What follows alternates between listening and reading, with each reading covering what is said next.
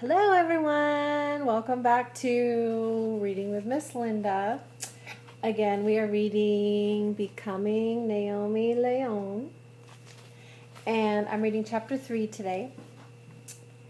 Chapter 3, A Lamentation of Swans. Dripping wet, Graham didn't weigh 100 pounds, and even wearing her running shoes, she didn't reach 5 feet tall. Now, sitting down with her skinny neck drooping over the table, she looked like a swan peering into a lake. Owen and I slid across from her. She folded her hands and looked at us. Her face seemed tired, but not happy tired like after working in the garden all day with Fabiola. Instead, it was worry tired I saw in her eyes, as if something bad was about to happen. The purple and yellow curlers on her head seemed much too cheerful for her face. "I know you probably don't remember much about your mother," said Graham, talking real slow as if we wouldn't understand her if she sped up. "I've told you the story of how Terry Lynn came to live with me." We had heard it, but only once in glorified detail because Graham was not one for rehashing events from the past. Owen and I had told it to each other so many times that we might as well have been reciting from a storybook. It had started way back after Graham was widowed. Her daughter got married and ran off to live in Kentucky. Graham said it broke her heart to lose her only child to folks in a state so far away. Her daughter and son-in-law had one child, Terry Lynn. Graham had only seen her a few times during her young life. Then, when Terry Lynn was a teenager, her parents suffered a car crash and died 2 weeks later in the hospital. Terry Lynn was sent to live with her other grandparents. From what Graham could figure out, Terry Lynn defied them so much that they finally didn't want her anymore. Defied means didn't listen, did everything the opposite way, didn't do what you were supposed to be doing. Graham was her only other living relative, so they put Terry Lynn on a bus to Lemon Tree. She arrived mad at the world and almost grown. "When she came to live with me, there just wasn't much I could do with her, wild as she was," said Graham. And then Walker Gordon had their summer company picnic, and you brought Skyla," I continued. "And Fabiola and Bernardo brought some men who were visiting them from their town in Mexico." Graham nodded. "Terry Lynn met Santiago, a gentle, sweet man, and so handsome. He looked like those Latin singers you see in magazines. He was smart and full of life, and spoke English enough to get by. Those two loved each other like crazy. For a while, at least. They were really just children themselves." "Then they got married," said Owen. "Then they had Naomi. Then they had me." "They lived in a little studio apartment, but it was like putting a pack of angry cats in a wooden box," said Grandma, shaking her head. "The obligations of you two came into the stew, and their marriage just never thickened. They thought that if they went to Mexico, everything would be better.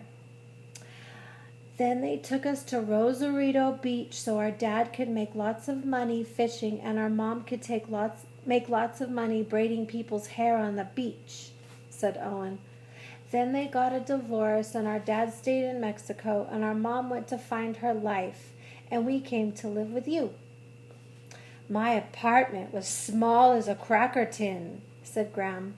"And here I was with you two, and Owen a whirling dervish. Those are those people that spin and spin and spin and spin and spin and spin and spin." My notion was that children needed wide open space to be wild monkeys. Fabiola told me about the trailer rancho and how it backed up to all the avocado trees.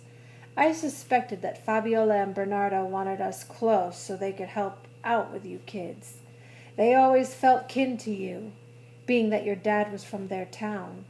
And well, I thought it would be good for you to be around them and exposed to your Mexico side. "You filled in real nice," I said, patting Graham's hand. And now our mother is back, said Owen, looking confused. That's a good thing, right? Owen, honey, it's the good and the bad I'm worried about, said Graham. One of her favorite sayings was that the good and the bad of any situation were sometimes the same.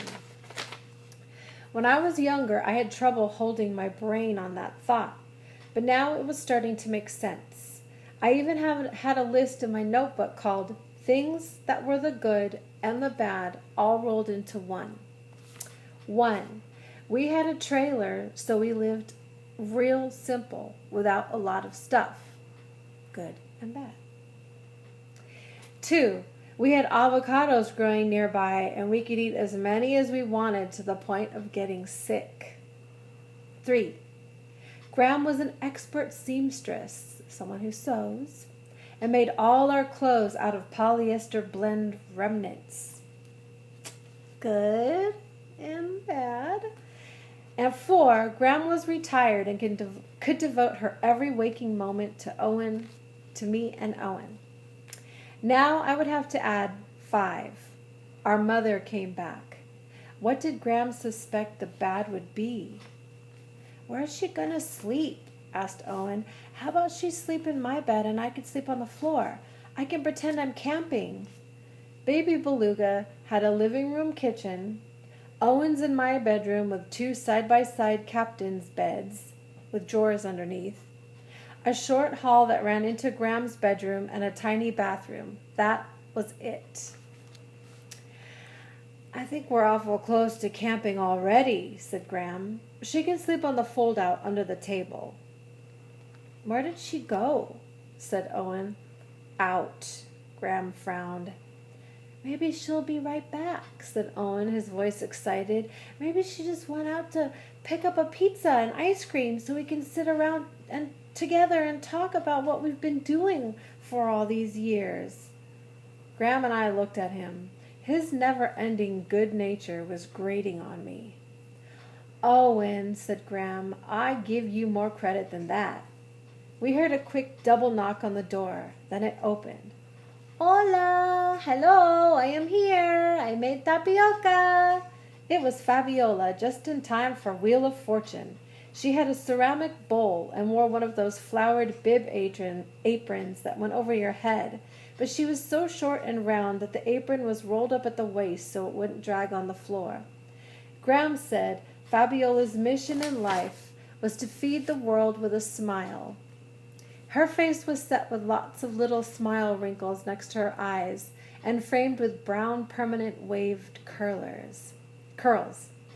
And I had never once seen her without her little gold dot earrings. Fabiola took one look at Graham's face and asked, What has happened, Maria? Mary was Graham's given name, but Fabiola always called her the Spanish version. Terry Lynn was here. She's come back. But we're not supposed to call her Terry Lynn, said Owen, 'cause she changed her name to Skyla after the sky. Skyla? Said Fabiola, her forehead wrinkling. No one said a word.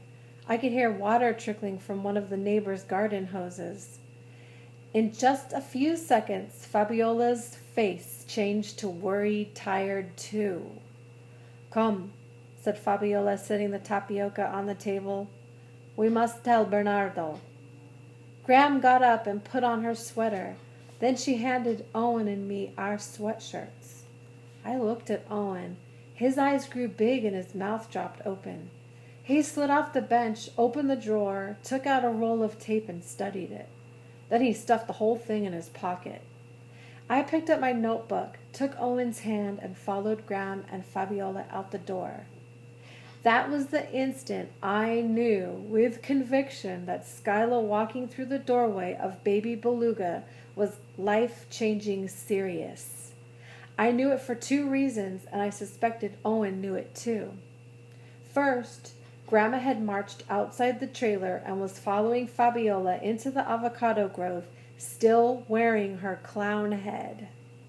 Second, and what locked the possibility of catastrophe in my mind, was that Graham and Fabiola were going to miss Wheel of Fortune, and that was going to mess up their 744 nights in a row record. The end of chapter 3. And I will start a new video to read chapter 4.